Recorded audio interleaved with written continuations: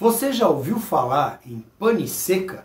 Você sabe o que é isso? Sabe o significado dessas duas palavras? Não sabe? Então, fique comigo até o final do vídeo e descubra o que teria sido para mim uma das situações mais difíceis que eu já enfrentei em toda a minha carreira de aviador. Fique comigo até o final.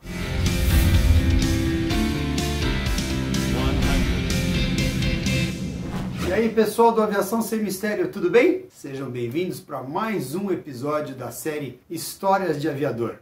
E eu não posso começar esse vídeo sem deixar de pedir para você, se você não é inscrito, que já se inscreva, ative os sininhos das notificações para você não perder nenhum vídeo.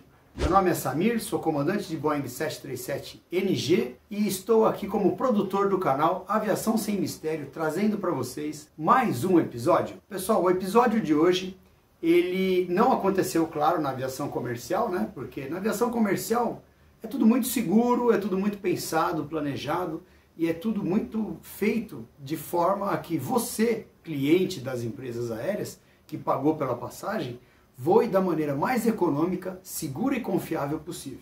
O episódio que eu vou te contar hoje aconteceu lá em 1998, quando eu ainda voava um bimotor Seneca. E hoje nesse episódio você vai perceber que a gente vai falar sobre pane seca, que é ficar sem combustível. No meu caso, lá atrás, há mais de 20 anos atrás, ficar sem gasolina de aviação. Então tá bom. Então, naquele dia, era uma missão comum, eu iria até a fazenda das pessoas para quem eu trabalhava, né? E eu teria que fazer algumas escalas até chegar nesse lugar. A fazenda ficava ali nos limites do Parque Nacional do Xingu, no norte do estado do Mato Grosso. Então, fui para o aeroporto, deixei tudo pronto, né? Decolei do Campo de Marte, vou deixar as imagens aí, Vitor. Tudo que a gente for falando aqui, o Vitor, que é o nosso editor, o melhor editor que eu já vi em todos os tempos, vai colocar para você aí, tá bom? Então, nós decolamos do Campo de Marte, eu, mais um passageiro, que era o proprietário da fazenda, né? Meu antigo patrão, que eu gosto muito dele até hoje, tem alguns anos que a gente não se fala, mas se ele estiver vendo esse vídeo aí, Dr. Carlos, grande abraço aí, viu? E então nós decolamos do Campo de Marte e fomos até a cidade de Goiânia. Então foram quase 3 horas de voo até Goiânia. Aí chegamos em Goiânia, abastecemos o avião e de lá fomos então à cidade de Barra do Garças, já no estado do Mato Grosso. Em Barra do Garças, nós abastecemos a aeronave, lembrando que o Seneca tem uma capacidade de 400 litros de combustível e tem uma autonomia. O que é autonomia? É o tempo que o avião pode voar, tá? Tem uma autonomia de até 4 horas e meia. Então nós pegamos, abastecemos o avião em Barra do Garça e aí foi lá, plano de voo e tal, sem novidade, decolamos para a fazenda, né? A fazenda ficava a 1h30 de Barra do Garças. Então eu voei ali na radial, deixa eu me lembrar aqui, se não me engano, eu me afastava na radial 325, radial 320, 325, ali para o setor norte e noroeste ali de Barra do Garças, durante 1h30, e aí eu encontraria a fazenda e pousaria lá. E muito bem, depois de 1h30 de voo, fazenda na proa, pousamos e ficamos lá. Aqui vai um detalhe, tá ok? No dia que eu decolei do Campo de Marte, nesse mesmo dia, temos que voltar lá para 1998 e ter em mente que não existiam os sites de internet que existem hoje para previsão do tempo. Então o que eu fazia? Eu ligava para o meteorologista da sala de tráfego, da sala AIS, que é representada por uma letra C em preto, num fundo amarelo. Em todos os aeroportos, se você um dia estiver em qualquer aeroporto, você vai observar que existe esse símbolo, que é o símbolo da sala AIS, da Airport Information Service, ok?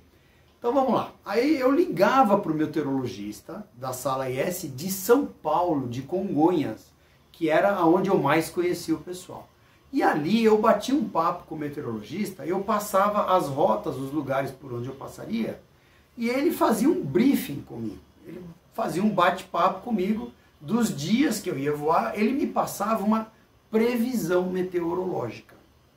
E existia uma previsão meteorológica para o estado do Mato Grosso de uma forte nebulosidade em todo o estado. Bom, então, no outro dia, um dos passageiros falou assim para mim, né? No caso, o passageiro, dono da aeronave, falou assim para mim: ô Samir, amanhã eu preciso ir para uma localidade chamada Paranatinga. E aí, como lá não tem gasolina de aviação, a gente vai até Primavera do Leste, abastece lá, enche os tanques e volta aqui para a fazenda. Eu falei, tudo bem, então vamos para lá, né?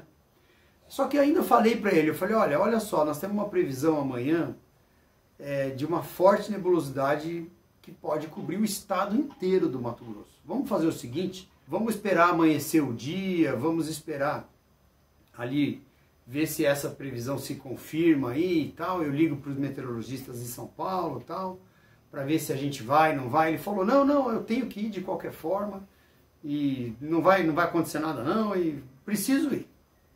Então, naquele tempo, pessoal, a cultura era essa. Você era muito pressionado, isso ainda acontece, né? Mas você era muito pressionado pelo dono do avião, que precisava ir, pelos negócios que cada um tinha, tal, e cabia a você fazer uma decisão, tomar uma decisão muito acertada para que você não caísse em nenhuma situação ruim, indesejada, né? Mas tudo bem, né? Eu mesmo também relevei o fato, falei, não, de repente essa frente não vem, de repente ela desvia e vamos lá, qualquer coisa a gente pousa pelo caminho e por aí vai. Tinham muitas fazendas ali na região, qualquer coisa a gente pousava em algum outro lugar como alternado. Então assim foi feito. Vale lembrar que eu tinha só 3 horas e meia de autonomia, 3 horas de autonomia restantes no avião. Mas como eu ia voar ali aproximadamente mais 1 hora, 1h15, então eu teria condições de pousar em Paranatinga, ir até Primavera do Leste, abastecer o avião, e aí com os tanques cheios voltar para a fazenda e ainda ter autonomia para voltar para a Barra do Garças, né? Alternando ali Aragarças, que é do lado, já na volta, né? Então eu já tinha todo o meu planejamento feito, de forma que eu tinha certeza de que a viagem era segura. Então tá bom, então decolamos da fazenda ali do Parque Nacional do Xingu, até então a localidade de Paranatinga. Paranatinga era um negócio meio engraçado. Por quê? Porque Paranatinga não tinha pista homologada.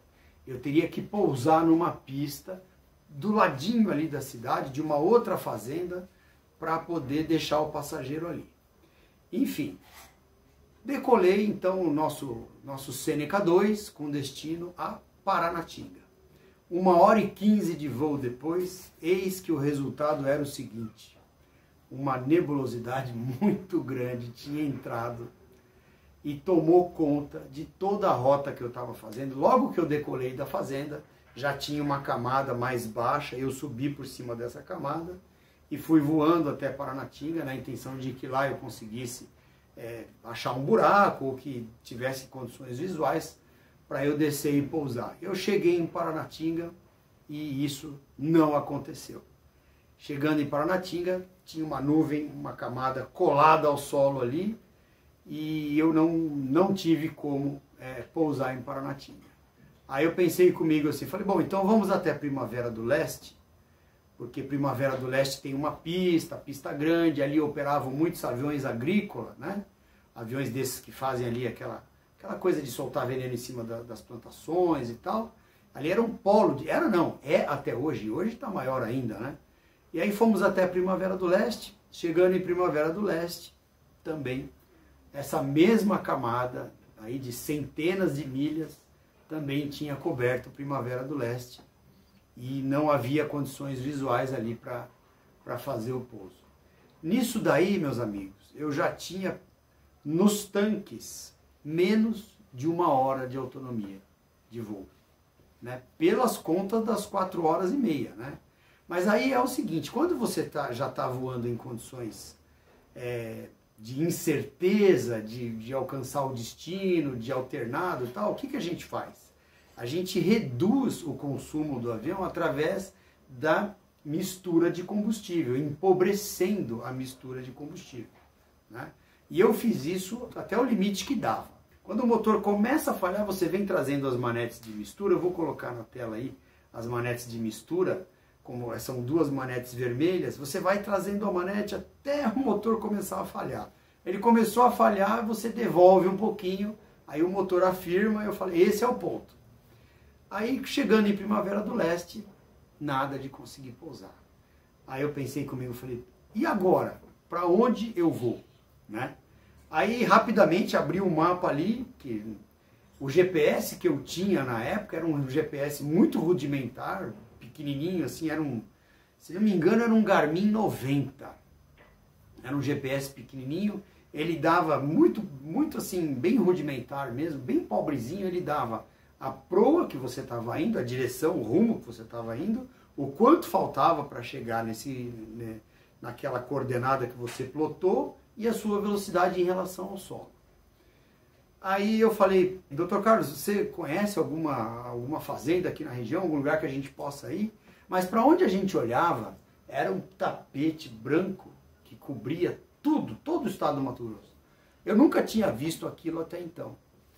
E aí ele falou, cara, a única coisa mais perto que a gente vai ter aqui é Rondonópolis. Aí eu peguei, abri o mapa, estiquei a régua ali, com o avião no piloto automático, estiquei a régua, falei, cara, vai dar aproximadamente 150 milhas daqui até Rondonópolis e tá mais longe do que o avião consegue chegar.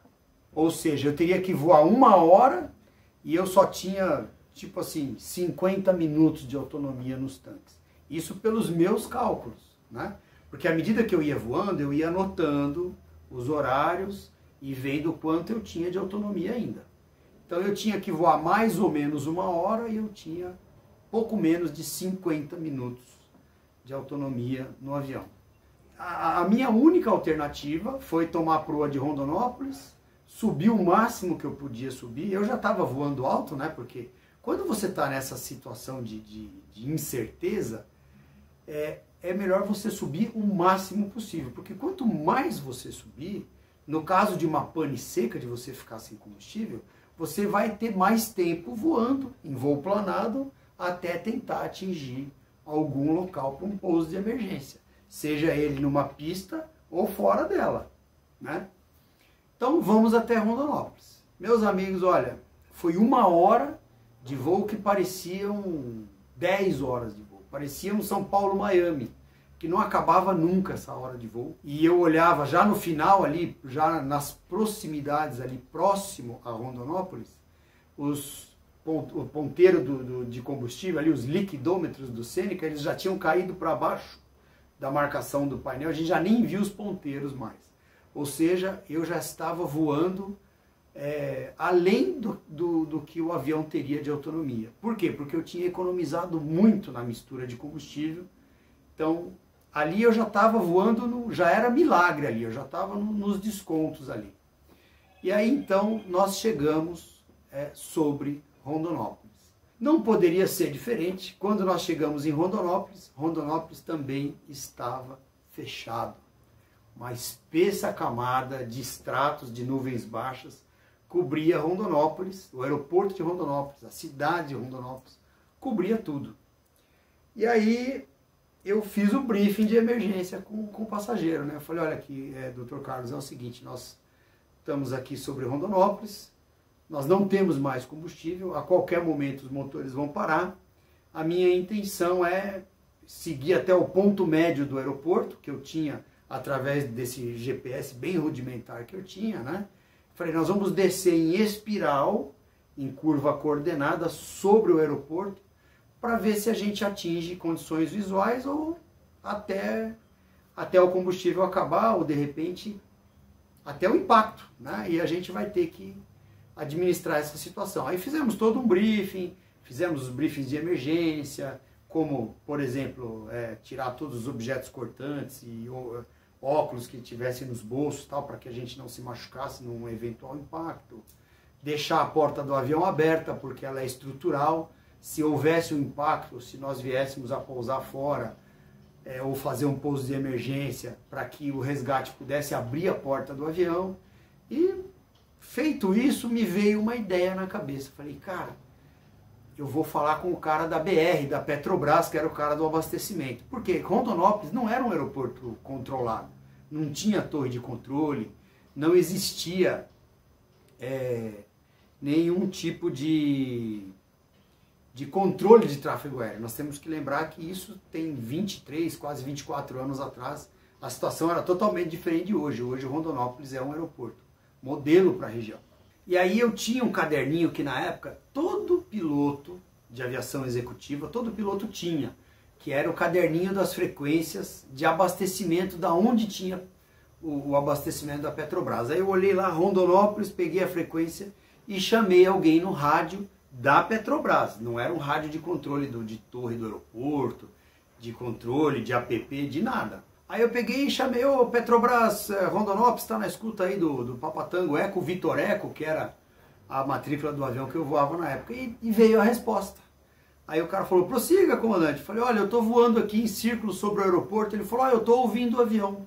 Eu consigo ouvir o seu avião, mas eu não consigo te ver. Eu falei, cara, como é que está o teto aí? Quantos metros você acha que está a base das nuvens aí? Ele falou, comandante, está uns 150 metros no máximo. Então 150 metros dá mais ou menos uns 400 pés, né? Para ter operação visual, nós teríamos que ter 1.500 pés de teto, que seriam mais ou menos 500 metros de teto, né? E 5.000 metros de visibilidade. Não tinha isso, estava fechado, estava operando o instrumento, né? Não era para voo visual ali.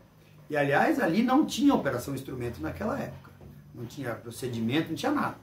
Você só podia chegar lá visual e de dia, visual diurno. Aí eu peguei e falei, olha, você consegue entrar dentro de algum avião aí no pátio e me dar o QNH? O que é o QNH? O QNH é a pressão atmosférica da hora.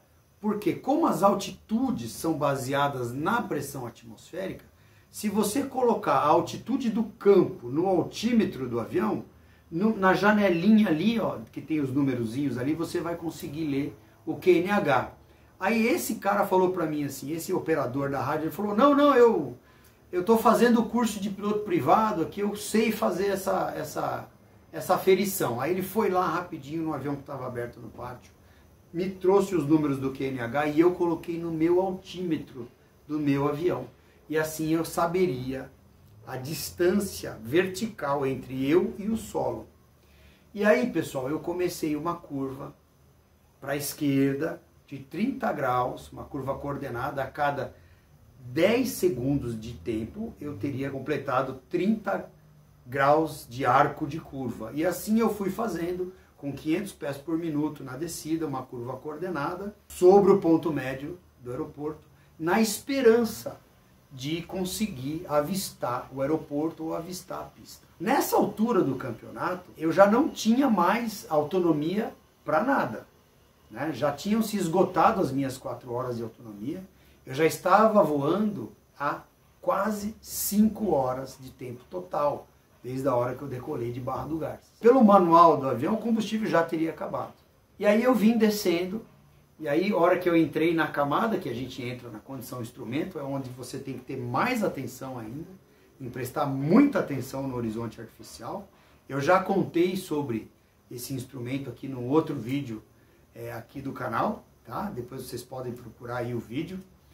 E quando deu aproximadamente uns 150, de 100 para 150 metros de altura, eu consegui enxergar o campo, consegui enxergar a pista, garoando bastante, né? Aquela chuva fina, aquele spray. Aí a minha sorte foi que quando eu estava terminando a curva, eu estava entrando numa espécie de curva base, então deu para ajeitar ali na final da pista. E ali eu só baixei o trem rapidinho, dei 2 posições de flap e consegui chegar na pista.